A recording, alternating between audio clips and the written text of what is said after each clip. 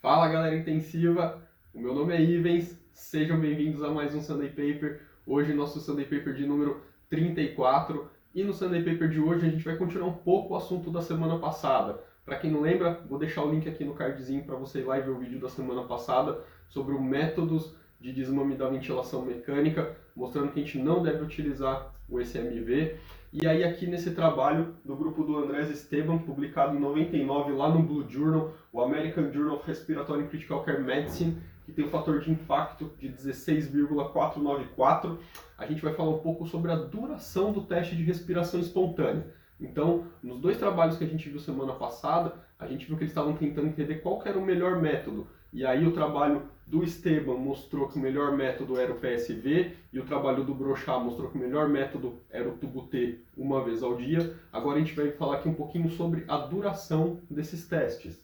Então, de novo, relembrando, ventilação mecânica essencial para o suporte de vida dos nossos pacientes, porém está associada a complicações. Então, nosso objetivo é descontinuar essa ventilação mecânica o quanto antes possível. O desmame, ele vai ser uma etapa que é um grande desafio na UTI, que gera uma carga de trabalho grande na equipe, responsável por até 40% do tempo total de ventilação mecânica, um momento onde a equipe tem que dar muita atenção para o paciente e fazer isso de modo empírica, baseado apenas no julgamento clínico, pode levar ao prolongamento do tempo de ventilação do nosso paciente. Por isso essa preocupação em estudar qual que é o melhor método, quanto é o melhor tempo desse teste.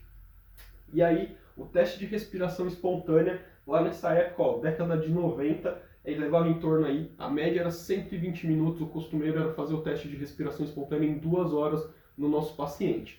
Só que a gente sabe que, principalmente durante o período que o paciente está em teste de respiração espontânea, a vigilância sobre esse paciente tem que ser maior, a monitorização tem que ser maior, então isso exige muito da equipe. Vários pacientes lá na UTI precisando de coisas diferentes, vários pacientes em TRE, então muita monitorização, muito trabalho para a equipe. Então, a ideia do Esteban aqui nesse trabalho era o quê? Entender se o teste de respiração espontânea, com uma duração agora de 30 minutos, era equivalente a um teste de respiração espontânea com o que era costumeiro na época, que era 120 minutos. Então ele fez um ensaio aleatorizado, controlado, prospectivo, multicêntrico em 25 UTIs na Espanha e 5 aqui na América do Sul. População: adultos em ventilação mecânica por mais de 48 horas. Grupo intervenção era um teste de respiração espontânea com duração de 30 minutos. O grupo controle, teste de respiração espontânea com duração de 120 minutos.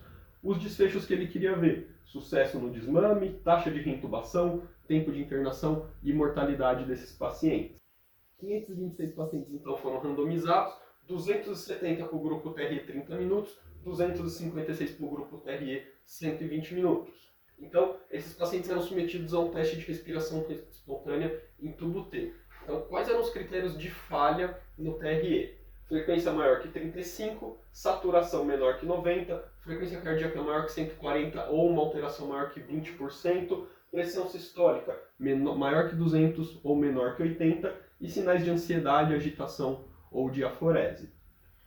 Então, os pacientes lá, 526 no total, com ventilação mecânica por maior que 48 horas, 270 vieram para o grupo 30 minutos, 256 para o grupo 2 horas. Desses pacientes do grupo de 30 minutos, 237 passaram com sucesso no teste de respiração espontânea de 30 minutos, 33 falharam, que dá uma taxa de falha de 12,2%, enquanto lá no grupo 2 horas, 216 tiveram sucesso no TRE de 2 horas, enquanto 40 falharam nesse teste de respiração espontânea, o que dá uma taxa de falha de 15,6%.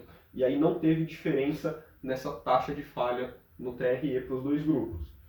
Aqui no grupo 30 minutos, dos pacientes que tiveram sucesso no teste de respiração espontânea, foram estubados, 32, ou seja, 13,5% desses pacientes tiveram que ser reintubados, enquanto aqui no grupo que fez TRE por 2 horas, 29 pacientes tiveram que ser reintubados, então uma taxa de reintubação de 13,4%. Então também não teve diferença na taxa de reintubação desses pacientes. As razões por quais esses pacientes foram reintubados. Então, juntando os dois grupos, tivemos 61 pacientes que foram reintubados. Principais causas por que esses pacientes foram reintubados: hipoxemia, sinal de aumento do trabalho respiratório e os pacientes que não conseguiam lidar com a secreção, hipersecreção. Mortalidade e tempo de internação desses pacientes. Então aqui, a mortalidade na UTI, 13% no grupo 30 minutos, 9% no grupo 2 horas, então não teve diferença na mortalidade na UTI, nem na mortalidade hospitalar, 19% versus 18%. Tempo de internação na UTI. Então, o grupo 30 minutos teve uma mediana de 10 dias, enquanto o grupo 2 horas teve uma mediana de 12 dias. E aí deu significante estatisticamente, então o grupo passou por TRI de 30 minutos, teve menos tempo de internação na UTI, 2 dias a menos. Tempo de internação no hospitalar, 22 versus 27. Então esse grupo de pacientes que fizeram TRI de 30 minutos ficaram menos tempo internado tanto na UTI quanto no hospital. E aqui é uma coisa interessante, que isso aqui rege a nossa prática até hoje. Então, mortalidade na UTI para aqueles pacientes que falharam na extubação ou que tiveram sucesso na extubação, ou seja, pacientes que tiveram que ser reintubados versus pacientes que não tiveram que ser reintubados. Mortalidade na UTI para quem teve que ser reintubado, 32,8%. Para quem não precisou ser reintubado, só 4,6%. Mortalidade hospitalar para quem precisou ser reintubado, 41%. Para quem não precisou ser reintubado, 12,5%. É por isso que a gente dá tanta atenção para essa fase de desmame e indicação da extubação, porque ela tem que ser precisa, apesar dela ter que ser rápida, ela tem que ser muito precisa, porque a gente sabe que aqueles pacientes que falham na extubação, que precisam ser reintubados, a taxa de mortalidade desses pacientes aumenta drasticamente. Então tem que ser rápido e preciso a nossa indicação da extubação. Conclusão: teste de respiração espontânea com duração de 30 minutos foi tão eficaz quanto um do teste com 120 minutos, sem diferença nas taxas de reintubação ou mortalidade. Lembrando que os pacientes do grupo 30 minutos ficaram menos tempo internados, tanto na UTI quanto no hospital. Certo, galera? Então, deixa o seu joinha aí no vídeo, se inscreve no canal, ativa o sininho para você receber a notificação de todos os vídeos, deixa o seu comentário, quanto tempo que vocês têm feito de teste de respiração espontânea na UTI de vocês. Vocês sabiam que o 30 minutos veio aqui, desse estudo aqui do Esteban? Então, vejo você no próximo Sunday Paper.